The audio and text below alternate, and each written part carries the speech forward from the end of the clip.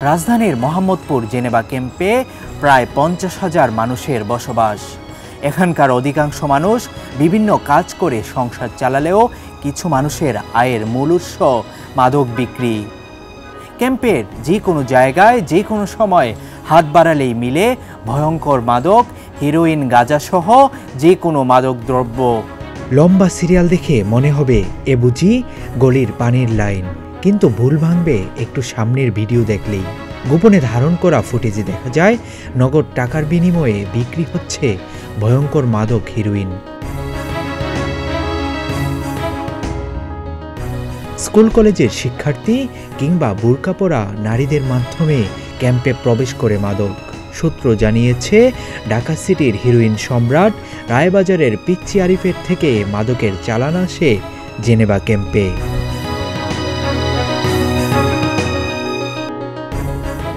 অনুসন্ধানে জানা গেছে, পুরো ক্যাম্পের মাদক ব্যবসার গডফাদার 35 জন। সারাদিন ক্যাম্পে খুচরা মাদক বিক্রি হলেও রাতে সিরিয়াল দিয়ে পাইকারদের কাছ থেকে মাদক কেনেন এখানকার মাদক কারবারিরা। প্রতিদিনের বাংলাদেশের হাতে আসা গোপন ভিডিওতে দেখা যায় 7 নম্বর সেক্টরের মাদক ব্যবসায়ী রাজন কালো সিরিয়াল দিয়ে মাদক বিক্রি করছে।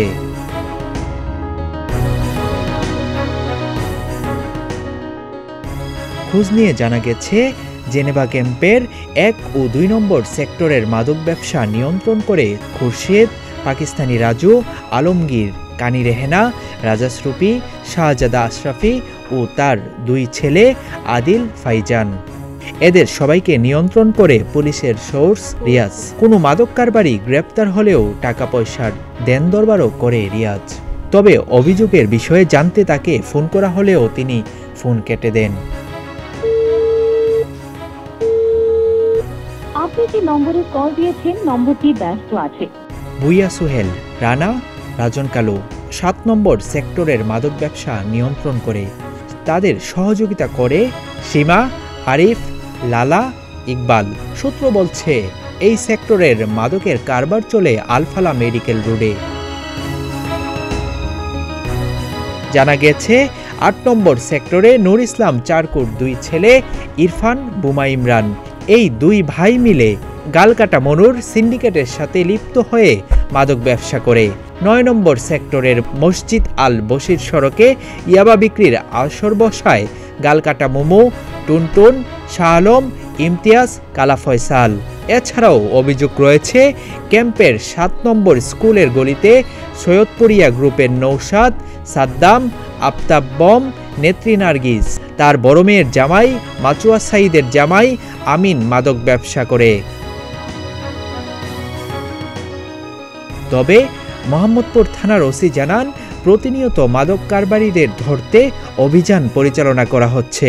আমি এখানে অফিসার ইনচার্জ হিসেবে যোগদান করার পর থেকে জেনেভা ক্যাম্প নিয়ে আমরা বিশেষ নজর দিই আমাদের সিনিয়র স্যারদের সহায়তায়, এবং আমি নিজে আমার অফিসার ফোর্স নিয়ে, আমাদের এডিসি স্যার, এসি স্যারও থাকেন। আমরা প্রতিনিয়ত অভিযান করি এবং মাদক সেবী এবং মাদক ব্যবসায়ী আমরা আটক করি এবং নিয়মিত মামলা দিই। শুধু তাই নয়, জেনেভা ক্যাম্পের মাদকের স্পট দখল নিয়েও বুইয়া সোহেল এবং চুয়া সেলিম গ্রুপের মধ্যে সংঘর্ষের ঘটনা ঘটছে প্রতিনিয়ত। গেল চাঁদ রাতে আবারও নতুন করে শুরু হয় সংঘর্ষ। সেই সংঘর্ষ চলে টানা 5 দিন। তারপর থেকেই ক্যাম্পের অবস্থা খুবই অস্থিতিশীল। ঈদের সময়ে চলা সংঘর্ষের ঘটনায় 12টি ককটেল ও দেশীয় অস্ত্র উদ্ধার করেছে পুলিশ। জেনেভা ক্যাম্পের মাদক ব্যবসায়ী 102 জনের নাম উল্লেখ করে অজ্ঞাতনামা আরও 250 জনের বিরুদ্ধে মামলাও করে মোহাম্মদপুর থানা পুলিশ। অভিযোগ রয়েছে, জেনেভা ক্যাম্পের মাদক সম্রাট বশির মোল্লা, তার নামে মোহাম্মদপুর থানায় আছে রাষ্ট্রবিরোধী মামলা। তারপরও তার বিরুদ্ধে কোনো ব্যবস্থা নেওয়া হচ্ছে না। সাম্প্রতিক সময়ে সংঘর্ষের ঘটনায়ও বশির মোল্লার লোকজনের বিরুদ্ধে মামলা করা হলেও তাদের আটক করছে না পুলিশ। সংঘর্ষের ভিডিওতে দেখা যায়, পিচ্চি শাকিল ছাদের উপর থেকে ইট নিক্ষেপ করছে, যিনি বশির মোল্লার কাছের লোক হিসেবে পরিচিত। কিন্তু প্রমাণ থাকার পরও তার বিরুদ্ধে ব্যবস্থা নেওয়া হয়নি। অভিযোগ রয়েছে, মামলায় বশির মোল্লার লোকজনের নাম থাকলেও কাউকে আটক করছে না পুলিশ। নাম প্রকাশ না করার শর্তে ক্যাম্পের একজন বাসিন্দা জানান, তাদের পুলিশের সঙ্গে ভালো সম্পর্ক রয়েছে। অভিযোগের বিষয়ে জানতে চাইলে বশির মোল্লা জানান, তার বিরুদ্ধে ষড়যন্ত্র করা হচ্ছে। একজন যদি ক্যাম্পের কোনো লোক মাদক ব্যবসায়ী বলতে পারবে যে মাদক ছাড়া কাউকে আমরা ধরে দিই না। পুলিশ আমরা ইনফর্ম শুধু না, যাকে হাতে নাতে পেয়েছি জনগণের সামনে ধরে দিতে, থানা পুলিশকে, র্যাবকে, ডিজিকে, সবাইকে আমরা ধরে দিতে সাধারণ মানুষ খবর দিতে না, এখানে করতেছে এদেরকে সামাল আছে, আমরা বলে আপনার ধরে রাখেন, আমরা আসতে এই কাজটা করার যখন আমরা করেছি মাদকের বিরুদ্ধে, একজনের নাম বলবো না, একজন সিনিয়র অফিসার আমাকে 17 সালে হচ্ছিলেন, যখন আমি একদিনে 11 জন মাদক ব্যবসায়ীকে ধরে দিচ্ছিলাম র্যাবকে। তো যাদেরকে ধরে দিয়েছিলাম আমি বলে দিয়েছিলাম, ভাই আমরা যখন নিয়ে গেছিলাম সিও সাহেব ছিলেন, নাম তার বলছিল না, সিও ছিলেন জামান সাহেব, আমাকে উনি বলছেন আপনি যাদেরকে দেশের সবাই 100% মাদক ব্যবসায়ী সবার নামে মাদকের মামলা আছে। জেনেভা ক্যাম্পের প্রেসিডেন্ট শওকত মাস্টার জানান, ক্যাম্পের অধিকাংশ মানুষ শান্তিপ্রিয়। মাদক ব্যবসায়ীরা জায়গা দখল নিয়ে একের পর এক সংঘাত লাগিয়ে রাখে। তারা এত টাকার মালিক হয়েছে যে আটক হলেও ছাড়া পেয়ে যায়। এই যে মারামারি হয়, একে নিয়ে হয়, আর কোনো অন্য সেক্টর নাই না। স্পট ফিক্সিং, এই স্পটে আমি চালাবো, ওই স্পটে ও চালাবে, এই নিয়ে যারা সংঘর্ষ করে। আমরা সবাইকে, যারা প্রশাসন আছে, র্যাব, সিটিএসবি এবং যারা থানা, সবাইকে আমরা অভিজ্ঞতা সবসময় করে থাকি। কিন্তু এখানে আপনি তো বুঝেন, আপনি তো জানেন, যারা এটা ইজি আর্নিং আর খুব ভালো জন্য টাকা পয়সা আর্ন করে, এরা কিন্তু সবাইকে যেন নিজের সঙ্গে জড়িত করে কাজটা করে। যদি যে কোনো সবাই যেন রেড হয় বা অভিযান হয়, তা আমরা কিন্তু চেয়ার পাই না, কিন্তু ওরা টিকিট চেয়ার পাই যায়। জেনেভা ক্যাম্পে সবাই মাদক কারবারে জড়িত এমনও নয়, অনেকেই মাদকের বিরোধিতা করে। সূত্র জানায়, ক্যাম্পে মাদক বিরোধী কাজ করতে গিয়ে টিপু তাহিরি নামের এক যুবক হামলারও শিকার হয়। মাদক ব্যবসার মূল সুবিধাভোগী হচ্ছে এক শ্রেণীর অসাধু আইন শৃঙ্খলা বাহিনীর লোক। নাইলে ভাই কার সাহস হয় বলেন ওই অতটুক জায়গায় মাদক ওপেন বিক্রি করা? কারো বাপের বেটা বিক্রি করতে পারে না। যদি পুলিশ একটু সচর আচরণ করে তাহলে মাদক নির্মূল সম্ভব ভাই, নিয়ন্ত্রণ না, নির্মূল হয়ে যাবে, নির্মূল জেনেভা ক্যাম্প থেকে।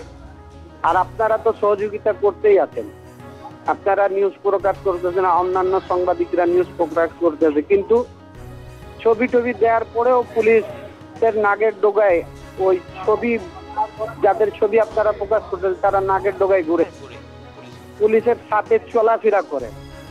মুস্তাকিম মুসলিম কাবাব, রহিম কাবাবে বসে মিটিং করে, ওইগুলোই মানুষ।